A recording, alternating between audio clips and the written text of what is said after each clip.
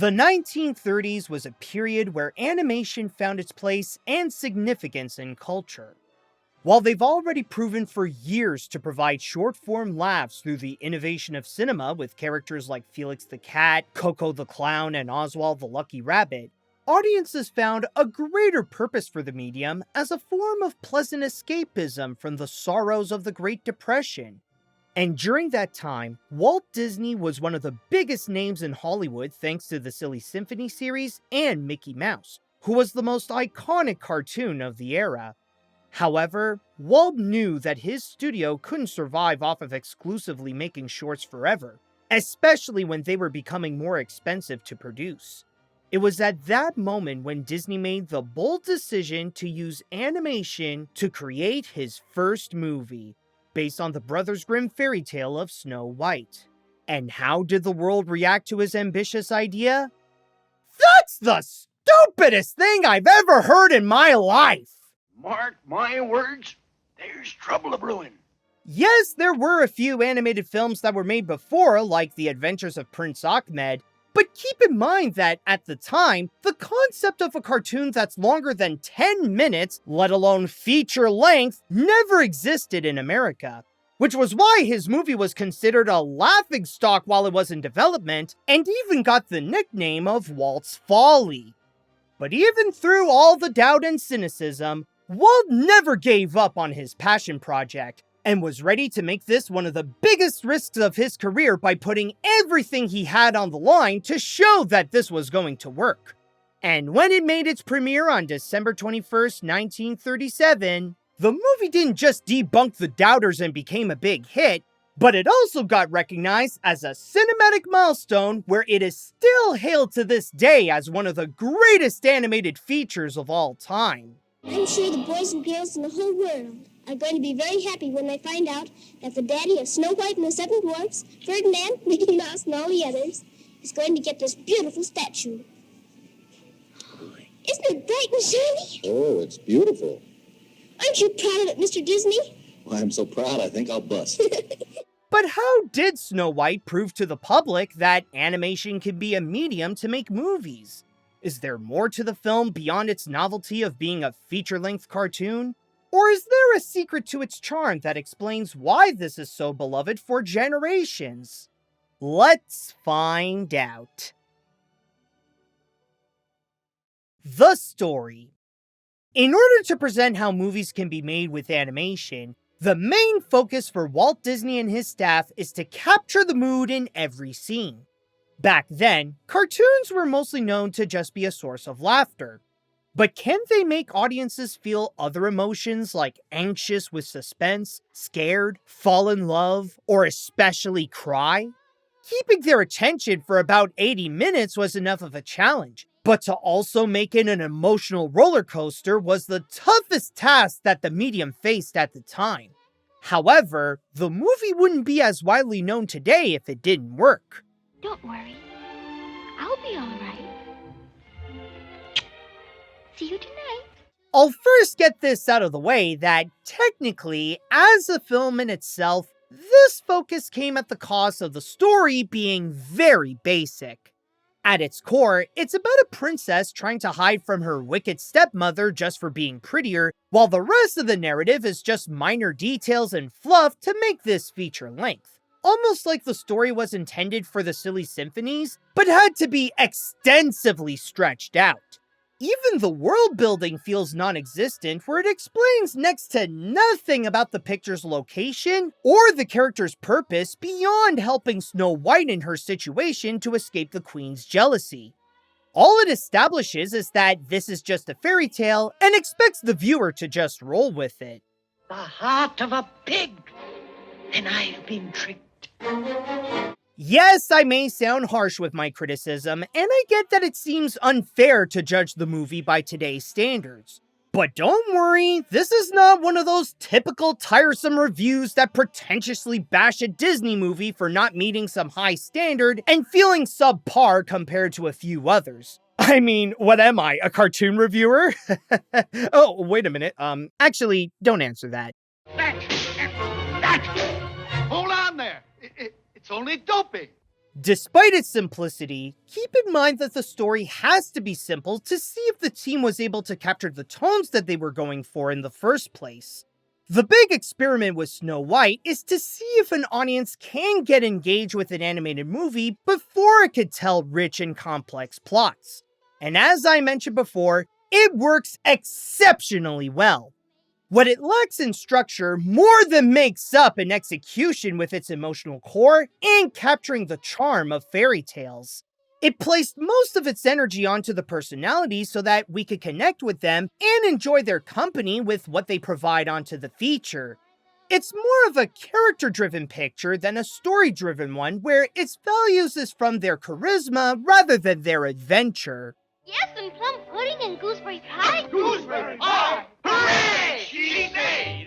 And when there is a tone that it wants to establish, it goes all out to ensure that it wants the viewer to feel a certain way with that scene.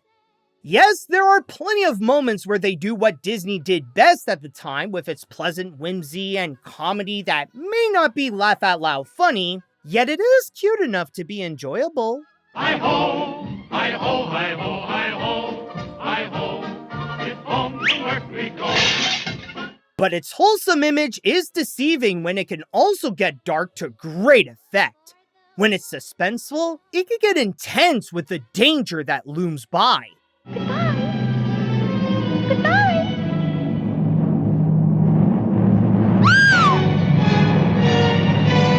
When it's scary, it doesn't hold back the horror to give the viewer a bit of a fright when the whimsy can turn against them.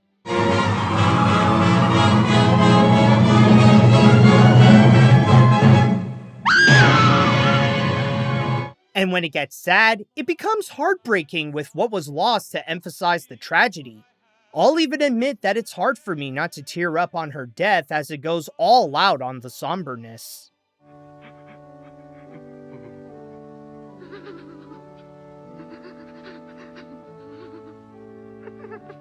Because it is able to nail its moods beautifully well, it makes it easy to get invested in the movie and forget about its flaws. So what if we don't know much about the prince or the mines or the queen's desire to be the most beautiful? What matters is to be immersed in this timeless tale about a girl whose love and kindness is so strong that it transcends onto the audience so that they also get charmed by her selfless nature, along with enjoying the silliness of her friends that she makes along the way. Does Snow White have a great story? Honestly, not really. But the main goal of the movie is not to tell a compelling story. It's to keep making viewers feel for the characters, and in that case, it succeeded in what it wanted to accomplish. It not only proved that the medium can capture a variety of moods, but it also set the standard of the Disney-style fairy tale. The animation. While this may not be the first animated feature in history, it does have the title of being the first animated movie that used cells as its medium, and even back then, while their quality was always considered exceptional, the team at Disney knew that they had to do a lot more for their feature debut, which was why the Silly Symphonies were an experimental playground for the animators to try new techniques and discover what the medium is capable of. As a result, they produced some of their most noteworthy cartoons that later helped them create Snow White. These include The Old Mill, which taught them how to capture a more serious tone and use the multiplane camera for those establishing shots.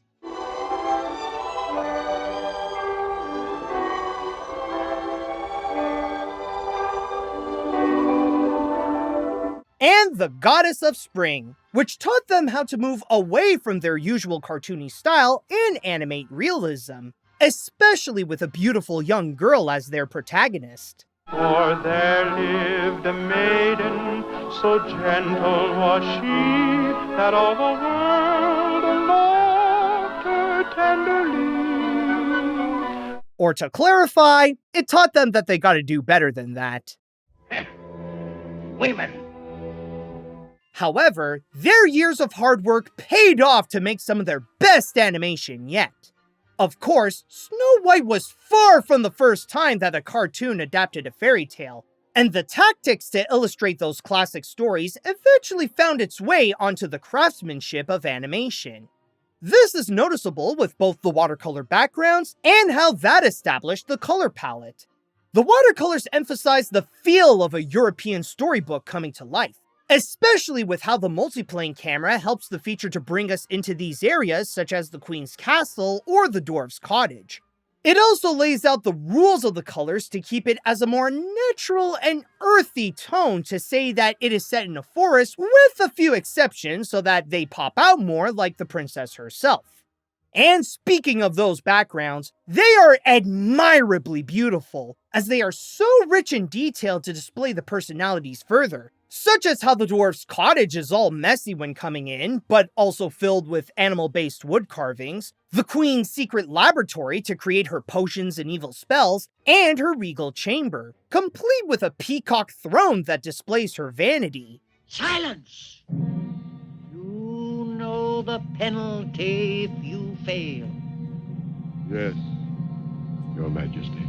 As for the characters, while it was rough for the animators to capture the beauty of realism without making it look like living spaghetti with a pretty face, by the time they worked on Snow White, they finally got it right. Not only with the designs, but also with their movements to use rotoscoping to help sell the illusion of how some like Snow White and the Queen are more like us than the fantastical characters. You do? Will you take me there? But not everything is meant to look real. I'd even say that it's only a fraction of the film's overall aesthetic. The other characters, like the animals and the dwarves, stay within the realm of the Mickey Mouse cartooniness that the team was familiar with.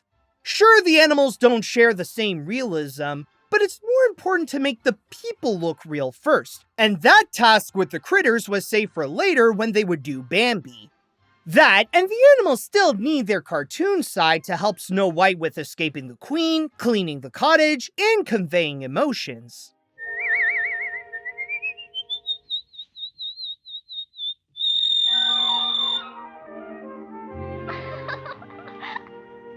And with the dwarves, since they're meant to be the comic reliefs, they have an excuse to not follow the realism rules so that they can be presented as more playful, which helps sell their personalities better and for the gags to be more effective.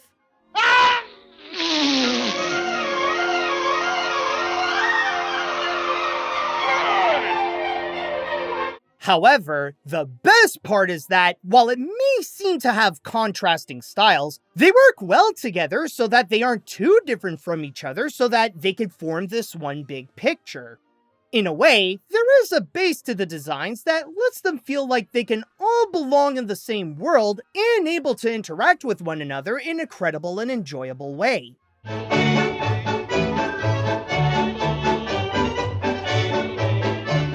But one element that I find to be underrated in this is the effects. There isn't a whole lot that show up, but when they do, they give the movie such a great layer that makes this a spectacle just to look at. Of course, the lighting with the shadows is very nice to give these 2D characters some depth, but then there are scenes, mostly with the Queen, where the effects give the movie that extra magic that helps with the fantastical elements like with the magic mirror, or when crafting the potion to transform her into the peddler.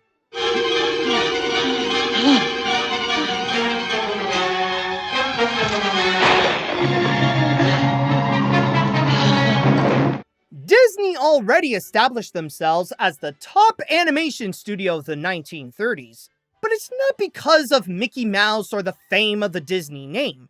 It's because of how the animators always push themselves to become better and keep trying new things to dazzle audiences with their craftsmanship. And with Snow White, that was when they gave it their all to present one of the greatest examples of their abilities and prove that realism can be accomplished with the medium. The main goal is to show that these characters can make people feel a variety of emotions, but the drawings themselves are still worth admiring. The characters. Similar to the story's problem of being left with little substance, that can also be found with the characters, as most of their personalities don't even go further than their names. Yes, they are the heart of the picture and the most memorable aspects, but it's not because of their psychological complexities or having a rich development. I mean, the prince only shows up quickly at the start and the end of the film, yet that's somehow enough to establish true love between him and Snow White. Kinda makes it weird how she's head over heels for a man whom the movie doesn't even bother giving a name to. All he did was sing, ride a horse, and kiss, which is apparently enough to make a dream man who is not at all weirdly creepy. Did I frighten you? Wait, please. Don't run away. But again, these criticisms are only a real issue if you judge Snow White by today's standards, as its main mission is to test if animation can be used to make movies by capturing different emotions. The characters stick to their one personality trait, especially to capture that fairy tale tone by keeping themselves simplistic.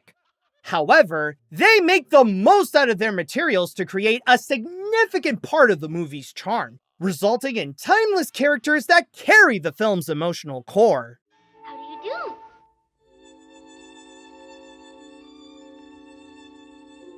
I said, how do you do? How do you do what? Oh, you can talk. I'm so glad. To start this off, let's talk about Snow White herself, the loving princess who has to hide from the queen's jealousy. Now, I know that the early Disney princesses often get a bad rap for not standing up for themselves or not having much depth compared to their modern counterparts like Mulan or Moana. Some could even say that they're so basic that if they're not at their castle, they can be found at Starbucks with a pumpkin spice latte. But in the case of Snow White, she is not some damsel in distress. She is the pioneer of what represents a Disney princess. She is the personification of kindness, empathy, selflessness, and care. Elements that create true beauty and why she always tops the queen in the fairest of them all contest. When she's with either the animals or the dwarves, she takes on a motherly role to make sure that they're taken care of. But at the same time, she has her own aspirations to find love, wishing for herself to be happy as much as she makes others happy. He was so romantic, I could not resist. Speaking of the dwarves, they're the miners who help keep Snow White secure by letting her stay in their cottage. They also play as the comedic sidekicks whose personalities are primarily meant to provide the comedy, like Doc, bashful, sleepy, sneezy, happy, dopey, and grumpy. However, among the seven, the most prominent ones are Doc, whom despite having a speech impairment, it doesn't stop him from being the leader and take charge of their big decisions. And even though his communication skills are played up for laughs, as someone with a language disorder, I can honestly say that it really do be like that sometimes. We're honored. Yes, we're Mad as hornets. mad as hornet. No, we're not. We're bad as cornet. No, as bad as, what was I saying? There is also Dopey, who is the main comic relief by being the silent goofball, offering the more cartoony style of humor with his clumsiness and slapstick moments.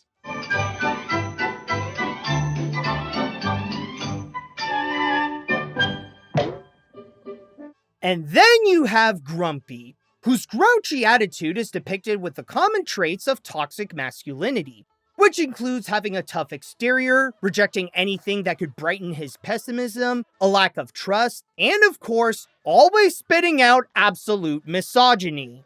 Angel. She's a female. And all females is poison. They're full of wicked wiles. But just like any guy trying to embrace toxic masculinity, it's just a mask to cover who he truly is.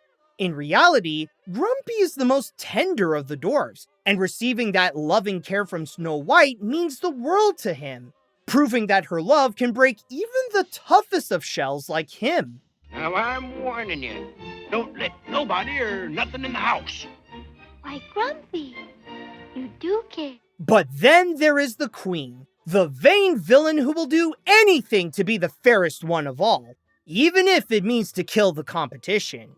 Like the rest of the cast, as simple as her motives are, it's how she presents her evilness that makes her intimidating. And this is thanks to her voice, Lucille Laverne. It's worth mentioning how the voice acting in general is already great as is, including Adriana Caselotti, who perfectly captured Snow White's sweetness, but I believe Laverne did the best performance here with not just evoking that regal wickedness, but also with how she changed up her voice to also be the peddler to act more like a witch, and she knows how to get scary with it. And the victim's eyes will close forever in the sleeping den. This movie would not be the legendary picture that it is today without the charm of its cast. Sure, they're not the richest characters you'd find in a movie, but thanks to its fairy tale tone, comedy, and great voice acting, each person provides a solid contribution to help enhance the mood of the moment. Even the smaller roles like the animals, the magic mirror, and the huntsman can make a striking impact in their own way. But the biggest influence they made that shaped animated films to become what we know them today is that an essential ingredient to create a timeless classic is to have lovable and unforgettable characters. The songs. Snow White didn't just prove to Hollywood that making a movie using animation is possible, but it also demonstrated that the medium is capable of creating movie musicals. While the big goal is to capture different emotions throughout the film, the songs have a similar purpose to brighten the mood when needed, especially after going through the darker scenes with the Queen and her plans to kill Snow White. In terms of those musical numbers, they could be separated in 3 different categories. First, there are the romantic songs, which go at a slower pace to serenade about the character's wish for love, such as I'm Wishing, One Song, and Someday My Prince Will Come. I'm wishing for the one I love. One song, I have but one song. Someday my prince will come. Then you have the Dwarf song, which are more bouncy and playful to help display some of their comedy and personalities like Hi Ho, the Silly Song, and the one that's actually called Hi ho, it's home from work we go. Put your hands full of water. You snort and you snuff and go. Oh, hum the tune, not the worst of being a thing. It's a silly song for anyone to sing. And finally, there are With a Smile and a Song and Whistle While You Work, which highlights Snow White's loving nature by showing her friendliness to the forest animals and have them work together to clean the dwarf's cottage. With a smile and a song, all the world seems to wait. Just whistle while you work. And together, they help elevate what this movie was ultimately going for. As the film was built with a simple structure, it makes the soundtrack feel stronger and for each of the songs to feel more impactful by fully accomplishing their purpose. Not to mention that they are very well made on their own with that timeless charm that people of all ages can have fun with a little tune that can lift up their spirits. The same can be said with the score, going all out with a big orchestra to further set the mood. Rather it be to reflect Snow White's innocence, or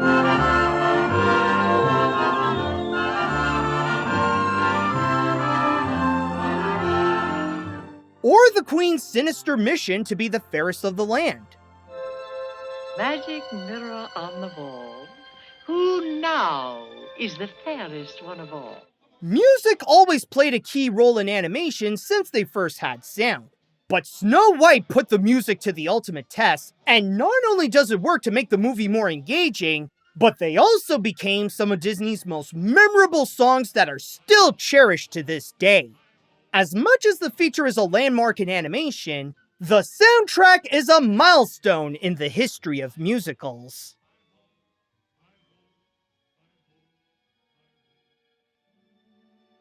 After going through the entire feature, is it fair to call Snow White and the Seven Dwarfs the greatest animated film of all time? Well, that honestly depends. As a movie by itself, maybe it's not the most sophisticated feature, especially by modern standards where it does feel simplistic with its story and characters, but despite that, it is still a great animated feature where its setbacks can be easily overlooked to admire the craftsmanship done by the Disney team at the time with its highly engaging story, amazing animation that is still considered top tier, characters that have a lot of charm, solid voice acting, an unforgettable soundtrack, and of course, a powerful emotional core. But regardless of my opinion on the film itself, I do believe that the title is well merited because of its revolutionary impact. It gave the medium the strong start that it needed in Hollywood to demonstrate that people will watch and enjoy a feature-length cartoon, inspiring generations to create, update, and grow this concept into its own unique form of filmmaking that produced many of the best movies in history. This is one of those films that I consider to be a must-watch for everyone. This isn't just for Disney fans, animation fans, and movie fans, but as one of the most recognizable features ever made, it's worth seeing at least once to have some basic knowledge of cinema. Not to mention that it's a fun film and a great choice if you're in the mood for a simple classic. And if you enjoyed my review of this classic, then press that like button and come subscribe to my channel. There are still plenty more iconic animated features to discover, so I'll be happy to have you come along for the ride. In terms of the feature itself and its legacy, it has every right to be considered a legendary picture. And that's why I'm giving this the Animat seal of approval. Sure, there are several movies that can be considered the greatest animated film of all time, but there is a reason why Snow White is the only feature that is also known as the one that started it all.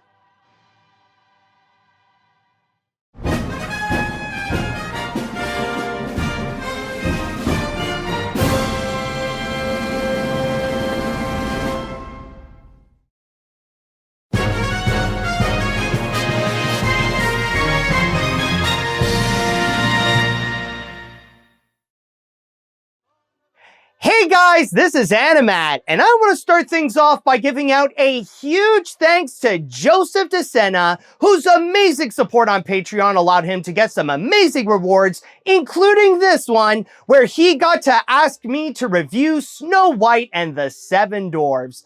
And I think it is safe to say that this was a wonderful experience, both in terms of watching the movie again, and also actually making a review to fully discuss about the feature itself. Now, of course, this is far from the first time that I got to talk about Snow White in the video. I did do the history of Snow White when doing animation look back, so that was a really nice experience, but also getting the chance to also make a review and talk about the movie itself and looking into the impact that it has made to animation, it was a really fun project to get into, so I definitely had a blast with this one. But I will say though, when it comes to working on this review, there is something that I have gained from all of this. And honestly, when looking into Walt Disney's Snow White, it really does put into perspective what it means to be the greatest of all time, especially when it comes to movies. Because the thing is, when people do talk about the greatest of all time, people generally associate that either with the quality itself or in terms of their popularity. Again, this is when talking about media like movies. And when it comes to Snow White, yeah, nowadays, some people could go and argue that maybe there are some other movies out there that are considered better or more popular or anything like that.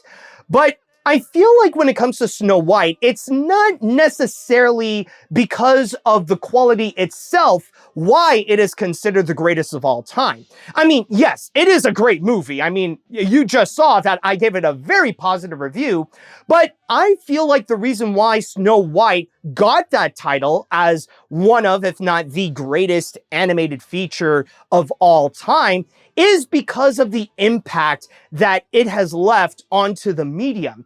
The fact that Snow White is heavily responsible for pushing the medium to new levels and really proving to not just Hollywood, but also to the entire world that the medium can be used to go and make movie musicals and just movies in general, that really is a life-changing aspect in which it really did help to go and shape animation to what it is today. In fact, here's a little exercise that I would like you to go and do. Think about your favorite animated movie. It could be something that's several decades old, or maybe it's actually something recent. I can guarantee you that your favorite movie that you just thought of, it would not exist today if it weren't for the impact of Snow White. And I think that's also an aspect that people should consider when talking about what can constitute as the greatest. And when it comes to animated films, yes, Snow White really is one of the greatest animated features of all time. And that is especially because of the impact that it has left to really advance the medium and to really show that it can be a tool in order to create amazing movies. So overall, though, I gotta say, this really was a wonderful experience, and to really gain not just a lot of knowledge about Snow White, but to gain that appreciation for Snow White, both in terms of the movie itself and the impact that it has left onto animation. So a great time all around. And with that said, it is now time that we shall go and conclude our little journey with Snow White. And now we shall go and move on to our next review from the Animation Hat. And by the way, before I go and pick what will be the next review, I just want to go and tell you all that if you would like to be like Joseph and you want to go and support my work and get some amazing rewards, including but not limited to seeing my videos before anyone else, and on top of that, seeing them uncut, different than how they are on YouTube, then all you have to do is go to patreon.com/animat.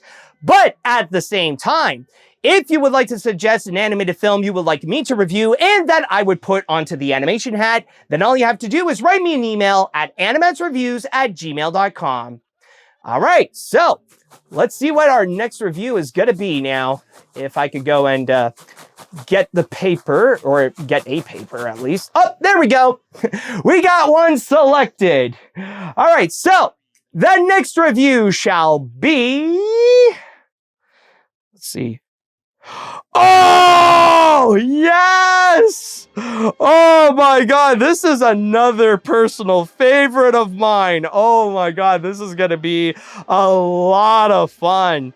Now, this is not necessarily a Disney movie that I'm gonna be looking into, but if you guys know me, then you know that there is one movie that I absolutely adore and that I always consider to be my favorite movie. However, what I'm about to get into is not going to be that particular movie. Instead, this is actually a film that I've talked about several times in some of my top 10 videos. So it's not necessarily going to be my favorite movie that I'm about to look into, but it will be the parody of my favorite movie.